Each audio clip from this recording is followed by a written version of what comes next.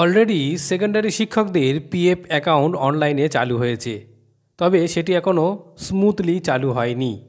ইতিমধ্যে প্রাথমিক শিক্ষকদের জন্য খুশির খবর, এবার প্রাথমিক শিক্ষকদের পিএফ অ্যাকাউন্টও অনলাইনে হবে।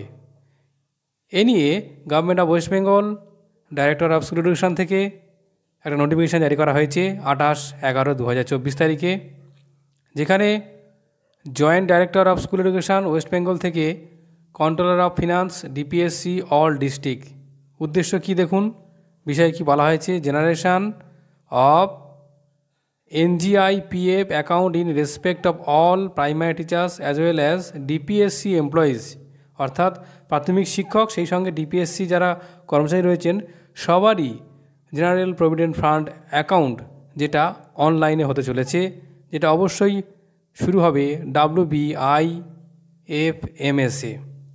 সমস্ত মেনটেন্যান্স চলবে এই ওয়েবসাইটের মাধ্যমে, এই পোর্টালের মাধ্যমে।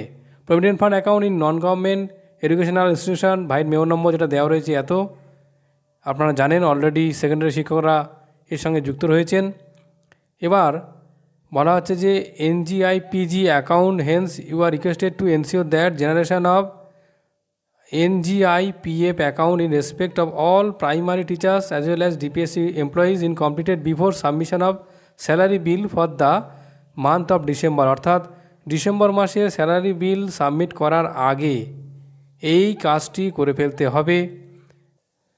Until and unless NGIPF SE will be generated in respect of all concerned salary bill requisition cannot be finalized in IOSMS portal, অর্থাৎ যতক্ষণ না এই অ্যাকাউন্ট খোলা হবে ততক্ষণ কিন্তু IOSMS-এ ফাইনালাইজেশন হবে না, স্যালারি বিল ফাইনালাইজেশন হবে না।